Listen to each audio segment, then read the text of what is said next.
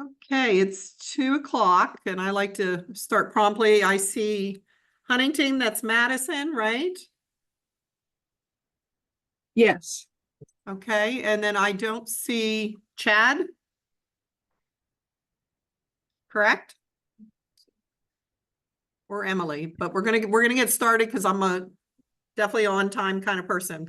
Okay, for those of you that don't know me, I am District 4 District Manager, and I talk a lot about coaching and how you coach employees. I do have a certificate and I've coached managers and people, so I do have a background with it, which is why I actually teach this for you. So one of the big things we're going to talk about today is how to counsel, coach, and talk to employees. And one of my big thing that I say is you've got to be approachable. So I have a top 10 list for being approachable and why it's important to be approachable. So I thought maybe some of you could kind of, I like a little more of an interactive thing. So if anyone wants to, what would be the reason we would want to be approachable to our employees? And anyone that wants to unmute themselves and share, feel free. To make them feel more comfortable around you. Yeah, absolutely. You definitely want to feel comfortable. Anyone else?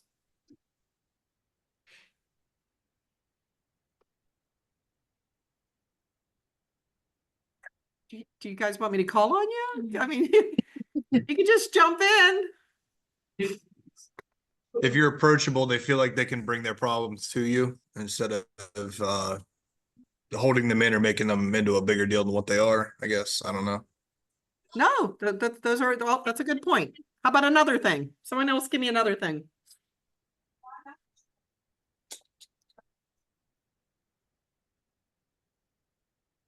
Any other reason why you'd want to be approachable or consider to be approachable to your people? Whether that's your fellow managers or even to guests. Why would you want to be approachable to a guest? You want to interact with them. Yeah, you want to have that interaction with them and you want it to at least be a positive interaction, hopefully. And if it's negative, you'll be able to jump in and figure out like what you need to do. So why don't we go ahead and get started with it? And I talk about the 10 ways to upgrade your approachability, okay? The one is, number one, you got to make the first move, okay? And it means, what about like a new employee? For example, why would you want to make the first move with a new employee? I want to make them feel welcomed. Yeah, Abby's next to me here and on this little call here. So she wants to make them feel welcomed. So one of the big things is a lot of people, we get wrapped up into our tasks. We start our days and we get really wrapped up in our task and we forget to say hello to people. So anytime you're working, you set the pace for everybody else as to how the culture in your building will end up being. As a district manager, every single employee that I come in contact with, I say hello. Every time I leave the building, I say goodbye to people. You know, so I'm the one making that first interaction with them. So you should always be saying hello, obviously the please and the thank you. And it's important that you acknowledge every single person that's in your building because a new person, you know, one of the big things that I've seen as I've interviewed people this past year is a lot of people talk about the culture. I don't want to leave my current job, even though it's terrible, but I don't want to come to a worse environment also. So, you know, making sure that they're watching us, you know, your eyes are always on us. People are always seeing what we're doing, how we're interacting, are we being professional? So acknowledging everybody, you're setting that tone for everybody. I like this one, making everyone feel valued. What do you think I mean by that? By getting to know them? They're not just a body in your restaurant, they're a person too. Yep, they're not a body. They're an individual, they're a human being. And you know, even for me, I want to know some things about people. I want to know things about my managers, the crew members, you know, are they college students? You know, one of the big things I'm always who can I grow? Who can I, train to the next level? Who can be an open to 11, 8 to close? Who can help my managers with the depth? So if I know their back history and they're going to college for business or management or something like that, that could benefit me if they're willing to do something like that. That shows me that they want to get into that. Whether they stay with me for 6 months, a year to 2 years or 5 years, I got some value out of it. So I always think that that's important to know a little bit about people's background. Introducing the new crew members to others, why would that be important? Because you're not going to be with them the whole time and that person's going to be training them. They need to develop a rapport. Yep, absolutely. It sets the tone, the standard for that day, for that shift, for that particular person. Big thing, it improves communication, overall atmosphere I put on here. And the last one, it reduces awkwardness. Because if the manager doesn't say hello and they're in the office, they come out, they walk past you, they don't even acknowledge you, they probably think, are they in a bad mood? I don't even want to talk to them. So it kind of makes people feel a little bit uncomfortable, okay? So you should always set the tone, make the first move, okay? The other thing is our body language, being aware of it, our face, have you ever had a conversation with someone? I know that we've got so many things going on, but are we distracted by what's going on instead of making that person feel like they're seen and heard? So what's your face? Are you engaged in that conversation? Are you bored? And all of you should know what I mean by that. When's the appropriate time that you can smile, you can laugh with people, and excessive nodding. Have you ever been around someone where they're like this? Like, get on with it. Finish up whatever you're trying to tell me because I got stuff to do. Drives me crazy when I'm around someone like that. So really being aware of your facial, expressions that you're doing.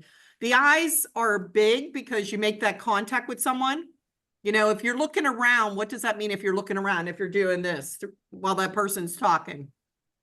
Not paying attention. Not paying attention, you're not interested, so if you really want to show sincerity to them and that you're interested in what they're telling you, then they're going to know that you're interested in what it is, okay? And then the last one is your body, being aware of your arms, like for me, I fidget, so I've got to make sure that whenever I'm having conversations with people that my hands, are on my lap or on the table or whatever it is. And excessive fidgeting, I used to have a spin ring and I always played with the spin ring. Well, that's distracting for the person, so really thinking about your hands, and some people talk with their hands. So if your hands are flying all over the place, that can distract that person. Maybe they're not going to be able to get their thoughts out to you. The last thing is matching that person's mood and energy level. And how do we do that? We do that by, when they tell us something, I've got a death in the family, and, or they've got something exciting. I'm on homecoming court. That's an exciting moment in someone's life. So being able to match whatever that particular energy is, okay? The next one, number 3, keeping the door open. How about, let's see, Liana, why don't you read that little quote I have there? Can you read it? Here we go. An open door policy doesn't do much for a closed mind. Okay, what do you think that means? Come to you if they can't. Yeah. So you want to stay connected with your people. I always said you could be in the office doing an order and you could hear so many things. You shut the office door, you might miss out on something, or you might have 2 crew members talking about someone's going to quit. They're thinking about quitting, getting another job. They're not getting enough hours. There's a lot. If you just listen, there's a lot that you could hear. So really trying to pay attention to that kind of stuff. It does show that you're available to people. Your prep person, maybe they can't do a conversion on the recipe and they need some of your guidance, so being able to engage in that particular conversation. It encourages people to ask questions and also to express their concerns with things. So having a door open, they feel like you're open to listening, open to the conversation, okay? Keeps you aware, like I said, of what's going on in your building. It'll help you address issues or challenges proactively. And that'll help, if someone's quitting, you can ask them what's going on. Maybe they were promised a rate, a pay, and you said after 90 days, and here it's going on day 100, and they didn't get that. And you could go to your GM and say, hey, this is what's going on with Robert, okay? Establishing trust is a big thing with your people.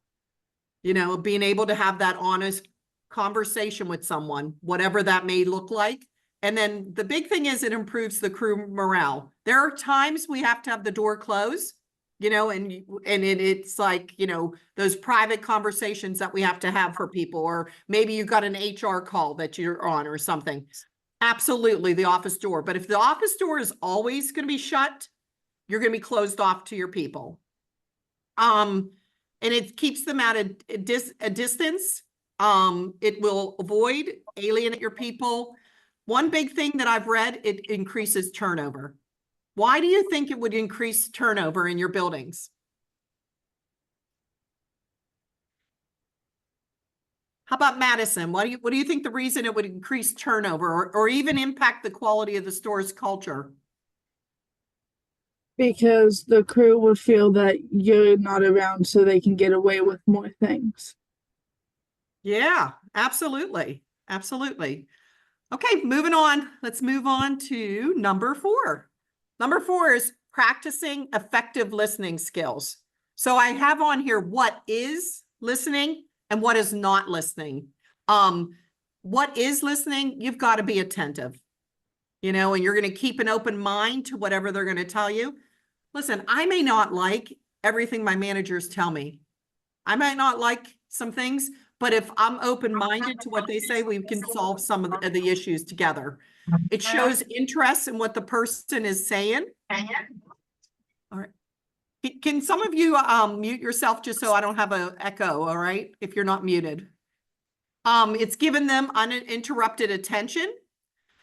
The other one thing that I like is you're hearing both the content. You're hearing the feeling that they're expressing in their voice, right? And their nonverbals. So you can really pay attention to that when you're effectively listening. And the last thing is, when we talk about we're coaching people, you got to ask clarifying questions so that you get the understanding. The one big thing is, I don't want to solve everybody's problems. And if they can solve some problems on their own, it'll eliminate some of our stress. So being able to, kind of push some things onto our people where they can come up with the solutions will make our lives easier because they learn to think on their own. This is one of the big things. We're always trying to solve everything, and that's really not our role as far as a manager all the time. Yes, there are decisions that we have to make, and we have to make them quickly, but there are things like the grills aren't getting cleaned properly. The cook that works 5 days a week full time should be able to find some kind of solution on how to do that. What is not listening? Not listening is we're not giving advice. We're not offering solutions. We're interrupting that person. We're sharing our own thoughts with them, analyzing it, problem solving it. And then we're also looking for errors and faults, especially if they're offering something to us.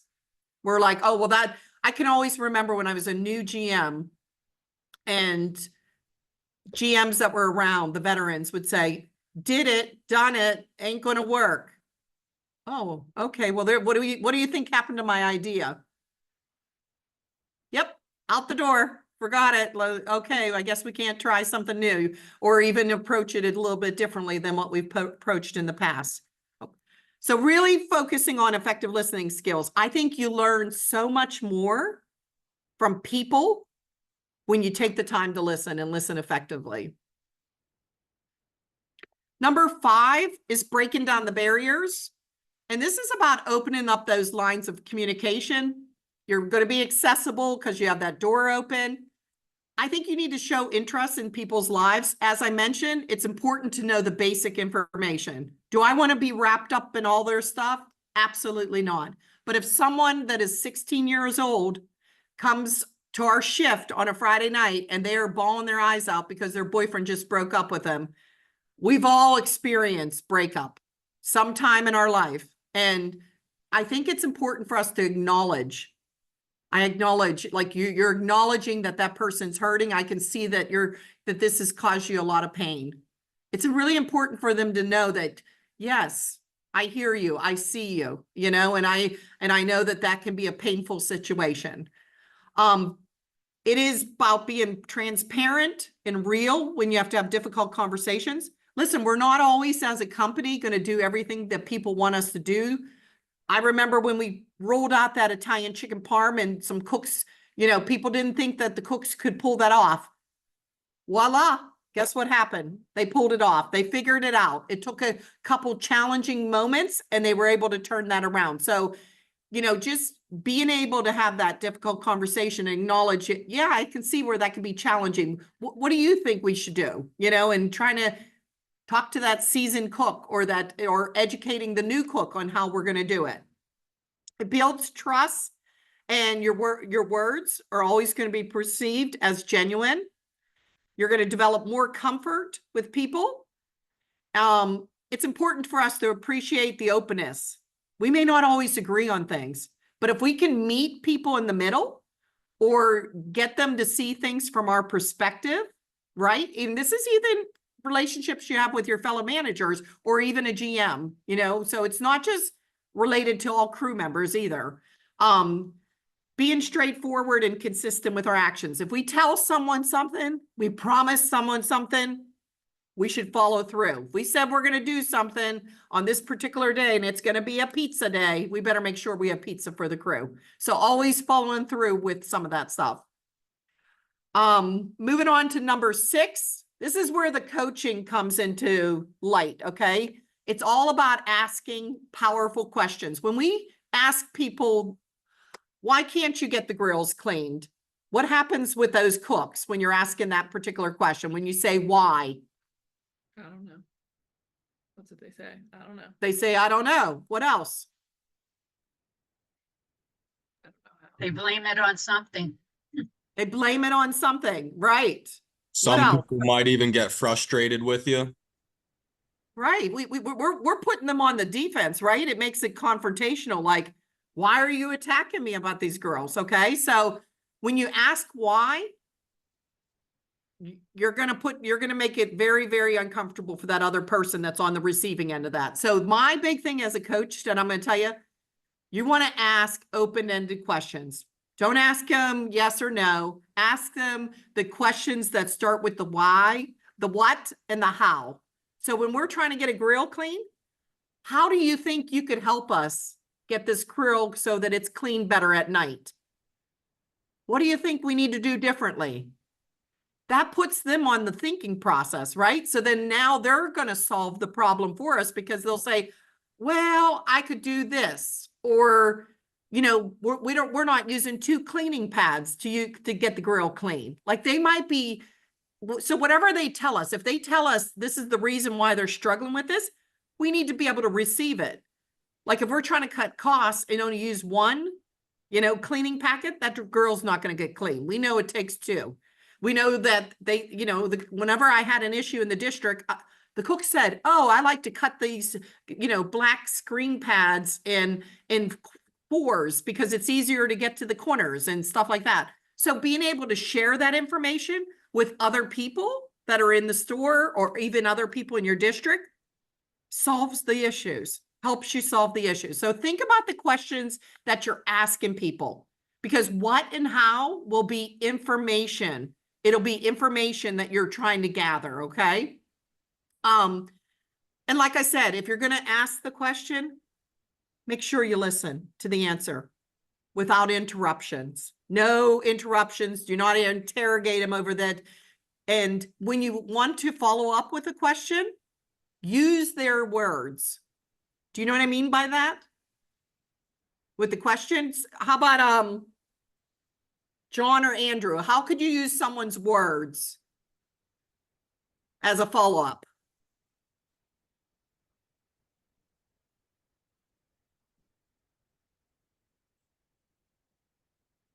maybe take what they said and further elaborate, based on what they said to figure out an answer to your question. Yeah. Yeah, I'm understanding this.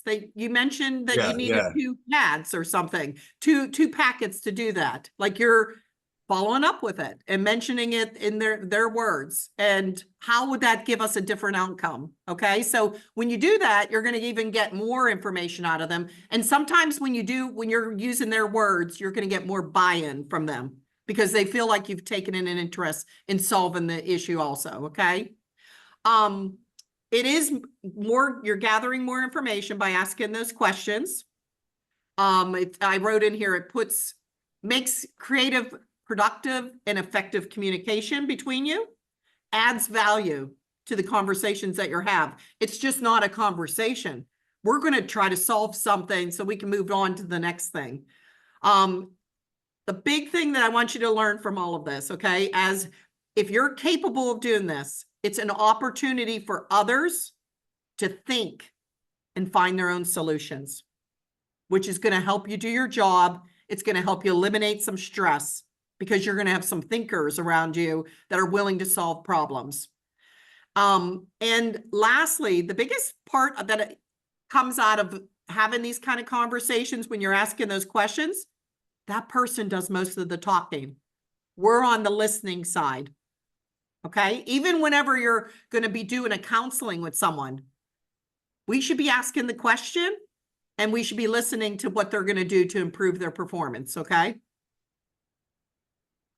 Number 7, this is one thing where, we talk about making sure you're posting those HOSTA happens, you're posting the memos.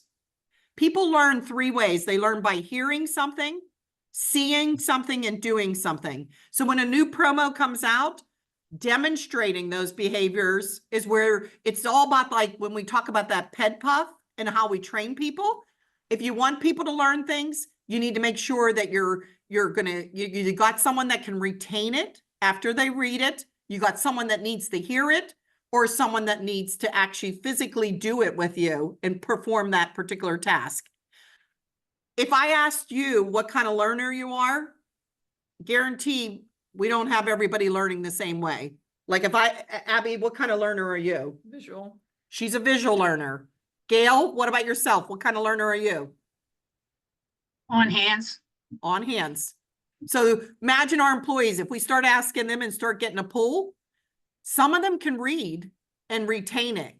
Some of them will miss the comprehension part of it, right?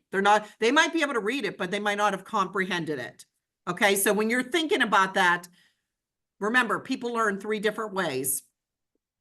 And it's important for us to share information and ideas. One of the things that my district we've been working on is like food costs. So we're getting the cooks involved. We're looking at how many French fries we sold in the POS, the spot on system, and how many bags we actually used. And we're finding that we're wasting a lot of French fries. We're putting a lot more French fries on the orders that need to be done. So who's going to help us with that is the cooks. It's not going to be the managers. We don't work all those hours in the kitchen. So it's not going to be us that's going to help us. It's going to be the cooks. We need their help and educating them on it. What we found is the managers that are able to communicate it and follow up, we're the enforcers, right? Where we have to enforce the policies, enforce the follow-up. We found that the ones that are passionate about following up with each and every cook and then on shift following up when they see things are not getting done correctly and giving more feedback, they were able to move the needle on that particular item than others. So it does take some time to do that. And it's something you got to get people involved in. Suggestions are considered fairly, as far as, when we're trying to make decisions. Try to remain open, answer questions, explain the reasoning. Too many times we don't, if something comes out and the cooks say, I just want to fry that Italian chicken Parmesan in the fryer the whole time. Well, we all know that if you did that, what happens to that chicken? Burns. It gets real dark in color. So by explaining that to them, we're giving them the whys as to why we made that decision, okay? It'll remain open, answer questions, explain the reasoning. It eliminates unpleasant surprises. So if you're in the middle of a rush and someone's doing that and they're serving dark, burnt chicken Parmesan that someone's going to pay hard-earned money for it, and then we're going to have them recook it, it eliminates that happening because you've already went through the different steps and the reason why we're doing what we're doing. Always important to share the good and the bad. Like I mentioned with the French fries, going back to them. You know what? We made some progress, about 20%. We'd like to get closer to that, 75, 85%. So what else can we do? How else can we do this and improve this process? Some said, I'm going to have them portion it so that they can actually see the amount of French fries. Whatever they decided and agreed upon as a team, I'm okay. I just want to make sure that we're moving the needle on it, okay? The awareness of how everyone can add value and contribute, that's what builds a team. You're looking to build a team in the kitchen. You're looking to build a team with the managers and the crew.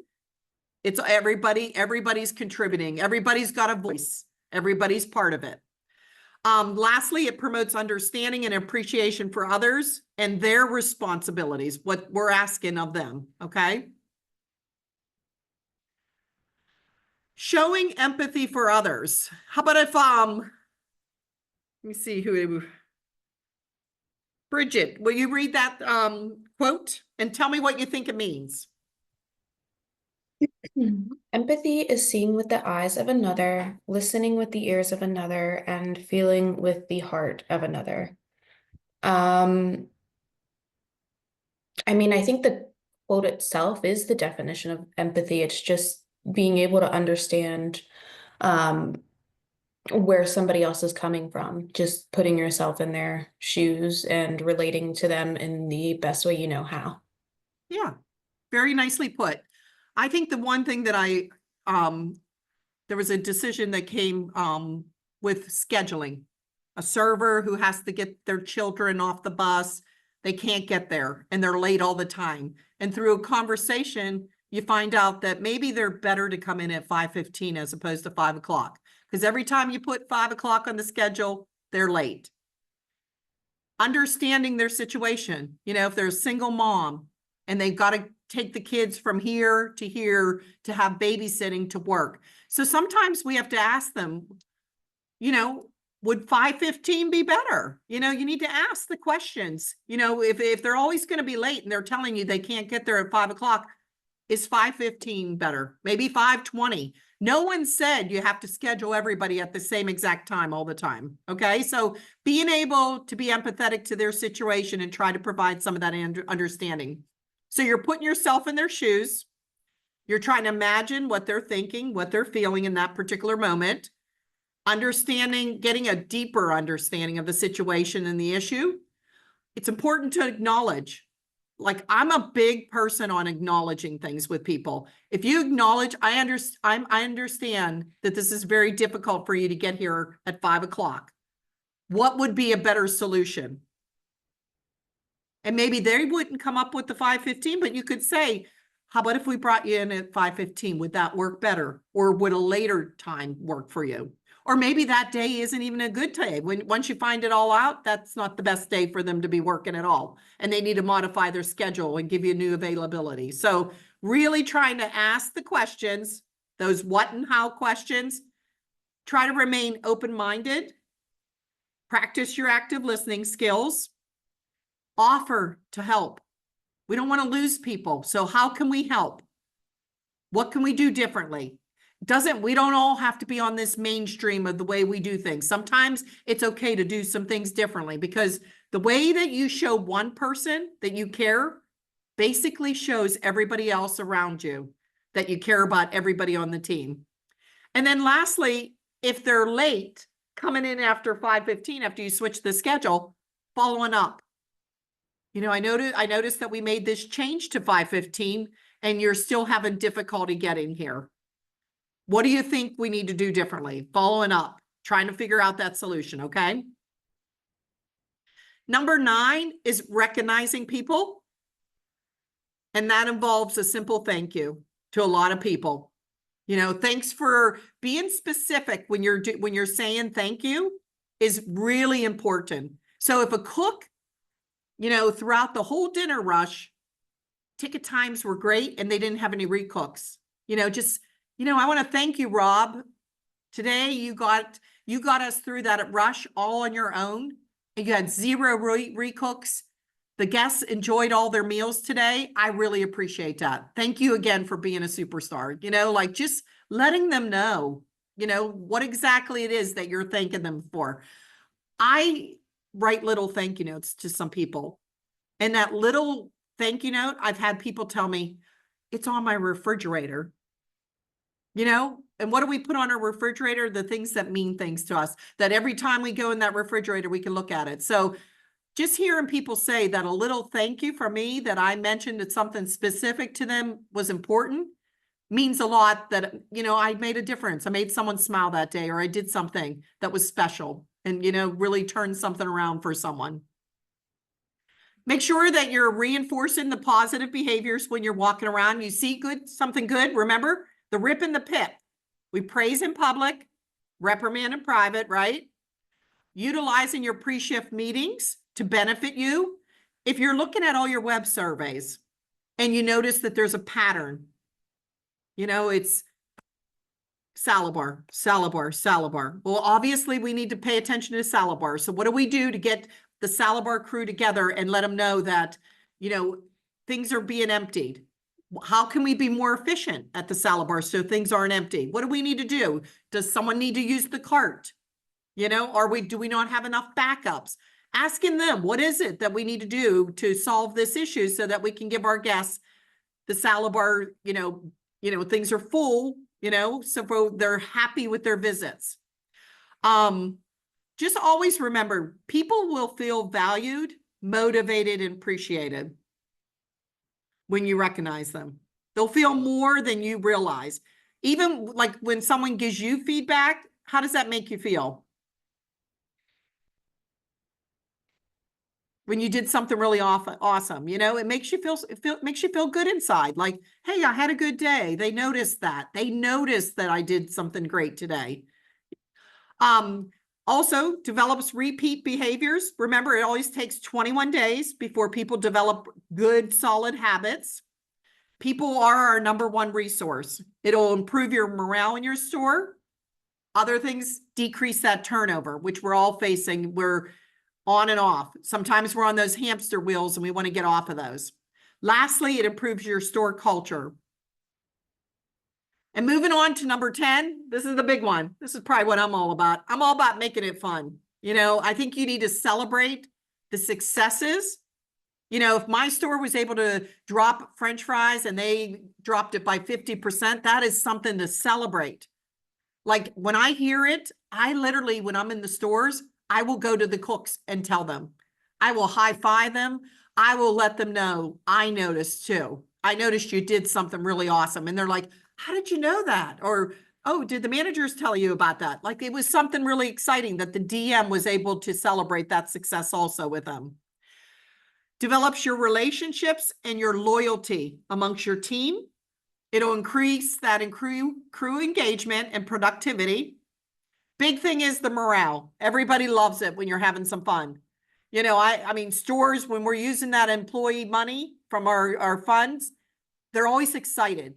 I've never seen some people so excited over getting cookies or, oh, we're going to have ice cream sundaes today. Whatever it is, it's exciting and it's fun. You're looking for people that are going to increase their job satisfaction and their commitment to your store. Reduce stress that's in the building, not only yours, but also theirs. And lastly, the big thing becomes employer of choice. You know, you want people, you want to retain them and you want their friends to come. You know, you get one good apple, you get a basket of apples of good people. As long as you continue, parents want their kids to work in an environment that is good for them for their first job. If it's not a great environment, it's going to be tough to keep those individuals. Okay. So let's move on to this counseling of someone, especially someone that has poor performance. Have you guys had to deal with any of that yet? If you did, just give me a thumbs up if you dealt with it already. Okay. I think the big thing is, and I tell my new managers, especially this, do you have to address a counseling session that day? No, no. Even for me, as a district manager, sometimes it's better for me to go and sleep on something. If I like wait a day, it gets that person to think a little bit too. And it also gives me a different way of looking at the situation.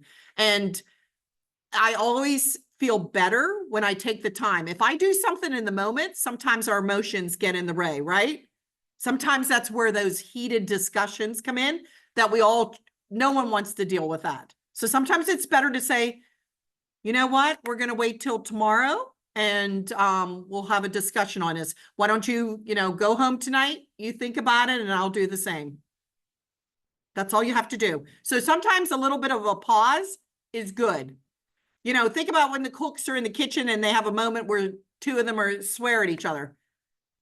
They need a break off the grill, right? It's been a heated moment. Why don't you, I always say, why don't you take a walk around the building? Why don't you go in the freezer, cool down? Whatever it is, give them a moment to get a little bit of space. Usually that little walk around the building or going outside, having a smoke or whatever they need solves the problem a little bit easier. And then you can discuss it afterwards. Because right in the middle of the rush, you're not going to be able to have a discussion with two people that are arguing. So if you're able to give that person a little break, jump in there for a moment, usually takes some of that tension off of there. So I always say, gather the facts. What was the situation? Use your employee handbooks. If you're not using your employee handbooks, I highly encourage that. A lot of the verbiage that you're looking for when you have to do the documentation, you will find in that handbook. Okay, so that'll eliminate some of that stress when you're trying to do the write-ups. Okay, we always keep it private is the big thing. You want to keep it private. You want to make sure you have a witness. Anytime you're giving someone a performance thing, I always like to start with the positives. What does that person do for you that is really, really good? And then what are their opportunities for improvement? What is it about that, whatever went on that we need to, whether you're late all the time, you know what, when you're here, you give great service, you follow the non-negotiables, the guests seem to really enjoy you. But unfortunately, the one thing that is really keeping you from moving forward and being an A player and a really exceptional server is you're late all the time. And you got to be blunt. You got to be very, very specific as to what you're telling them that you want corrected. So I always say, ask the coaching questions. Can you tell me what is keeping you from getting here on time? You're asking those questions, trying to get it down. And hopefully they give you some insight into their situation so that you can understand it. And then you can come to figuring out how you're going to resolve the issue. Because no one wants to be around someone that's going to be late all the time. And you're busy and then you're getting slammed and the guests can't get sat because you don't have enough servers on the floor and the other servers can't take any more tables. And then they're angry that person's late. So paying attention to all that kind of stuff. You always explain what the corrective action is needed. Like I said, you're late. You've been late 5 times. Unfortunately, if this behavior continues, always focus on the behaviors. If this behavior continues, you will receive some time off the next time it happens. And when we're giving people time off, do you have to always give weeks off? No. What can you give them? If it was a server, what can you give a server that's late all the time? Now they're late again. Couple different shifts that they don't usually work. Yeah, you can take away a couple shifts. You don't have to give them the entire week off because we don't really want to kick them in the gut where they can't recover from paying their bills and stuff. So you don't always have to give everybody a week off of pay. If it's something very serious, I would review it with my GM and see what they suggest as far as what they deem as the consequence. Okay. And then the last thing is follow up. So when they're coming on shift and now they're on time, acknowledge it.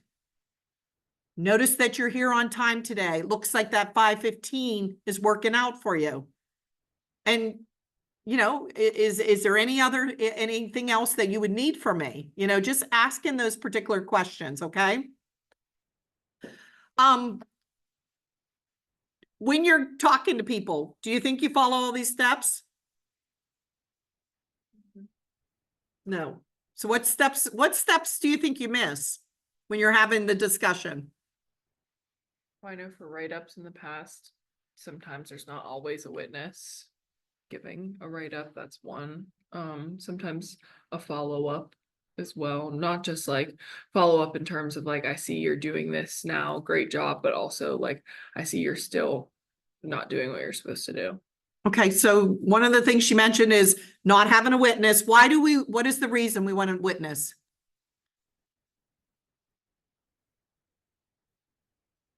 What would be the reason we need a So witness? that so they don't say anything about any like wrongdoing during the counseling. That way we have two people to say exactly what happened. Yep, you always need a buddy. We always need a buddy. You know, even whenever I'm involved, there's always the GM there. Sometimes there might be another manager there. So that's why you always want to wait too. You know, you want to wait till that timing when you can have that second person there during shift change or whatever it's going to be. Okay. It can wait till that happens. The other thing Abby mentioned was the follow-up when they're still not doing the behavior. Like that gets avoided. What happens when we don't follow up and we said we were going to do this, but we never followed through with giving them the time off? They think they can just keep doing it and there's not going to be any consequences. Yeah, they're going to walk on, they're going to walk all over you, you know, and no one wants that either. So, just really kind of paying attention to that you are following up with them. Any other items on this that you think that a little more information or what would make things a little bit easier for you when you have to do this? Listen, no one, including myself, goes to work and says, oh, I can't wait till I get to counsel of that person today. Nobody. I don't know anyone. Even at as many things that I've done, that's one thing that I can honestly say. I never look forward to it. But the one thing that has changed for me over the years, and I hope I could teach you this today because it'll eliminate a lot of stress on your part. These are their behaviors. You didn't do it. These are their behaviors. So we always need to make sure that we stay focused on that. And what would happen if they bring someone else in? Well, I noticed Robbie's late on blah, blah, blah, blah, blah. What's the response that we should have back if they're going to bring someone else into this conversation that has nothing to do with the write-up? I would just tell them that we're just talking about your issues today, not somebody else's. Exactly. Exactly. So always remember that you're going to redirect them, because sometimes that's what people do. They'll deflect whatever you're talking about, whatever that behavior is, and they're going to bring someone else. Well, they're not cleaning the grill, you know, and it's, we're talking about you in this situation and what we're asking of you to change. Okay. Anything else on counseling someone or how you could use that and coach someone? I know I like to look up the past evaluations and stuff and get with the other managers too and see if they have the same issues with the person, making sure it's not just one manager that's having an issue with that employee, that we're all on the same page. Yeah, absolutely. And sometimes employees work different for other managers too. You know, someone could be a superstar for someone and on another respect, they end up not being so great for you. And sometimes we can bring that to their attention also. Is just like, I noticed that, you know, whenever you're working with Abby, you seem to really, you know, do an awesome job. And she always is giving you a lot of compliments, but I don't understand. I think it's important for them to know. I don't understand why I'm not getting that same behavior. Like they need to hear that. It's okay to say it. All right. Now we're going to share some of our takeaways. And I'd like each of you to do that. So we'll start with the Greenwood men. How about it? You tell me, like, what would be your takeaways from this? and how can you implement it, you know, as a manager in your store? Takeaways from this, for me would be to always make sure you have a witness. That's a big thing. You don't ever want something to come back on you. Making your crew feel important. It's a big thing. Positive reinforcement. Anytime you see somebody doing good, make sure you acknowledge it. Always document. It's another one. Yeah, that's a great one. Anything else you want to add? I think that's it. I think that's Okay. it. Very You good? nice. Those Good. are great takeaways. How about Bridget? Bridget, what would be your takeaways today?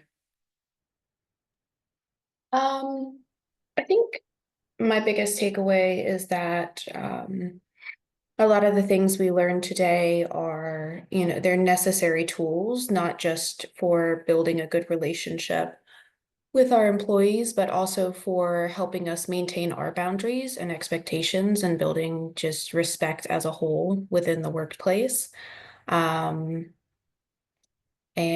yeah, I think that's it. I feel like this was a really useful class. There was some stuff in here that I hadn't really given much thought before, but it's very eye-opening. Good. Very nice. Okay, Gail, how about you? What is your takeaway? Probably just to make sure I ask those questions in a different way a lot of times instead of the why instead.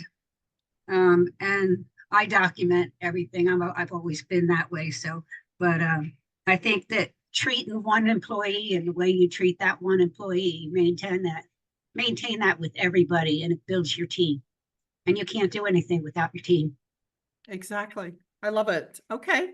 Liana, what is your takeaways? I think to try to engage more with the employees every shift, try to talk to them. Okay. Yeah, that's a great one. Definitely. What do you think the outcome is going to come if they see you engaging a little more? They'll be more open, probably more willing to do things, more willing to bring problems to my attention. Good. I know I come from the front of the house, so I'm not as familiar. I mean, I know the back of house employees, but you know, I don't have as much to talk about with them. So try to engage with them a little more. Good. Madison, what do you think? What are your takeaways? One of my key takeaways would be to make sure I'm asking questions in the right way and using the what and the how and not the why. And then also like looking on my facial expressions. Okay. Yeah, and I mean, listen, all of us have stuff to work on, including myself, you know, and no one can't say they're always on that path to improvement, because I think that that's what life is. It's, you know, we're always trying to be better than what we were yesterday. So that's a good one. Abby, I'm actually going to let them see your face. Okay. So you can get in here. Hi, guys. Definitely being more empathetic and open, and I have a habit of just kind of walking through when someone gets here and not acknowledging them right away, more so like when I'm already done setting myself up, which I think is not a great thing to do. Also the more how and what instead of the why. I'm an avid user of the why word, so that's about it. Good. Let me see if I got everybody. I think I have everybody, right? That's on. Yep. Okay. All right. It was nice spending this afternoon with you. I will see you guys in person in a couple weeks, and keep on learning. Keep on learning and keep on getting better. Thanks See for ya. your time. Oh, you're welcome. My pleasure.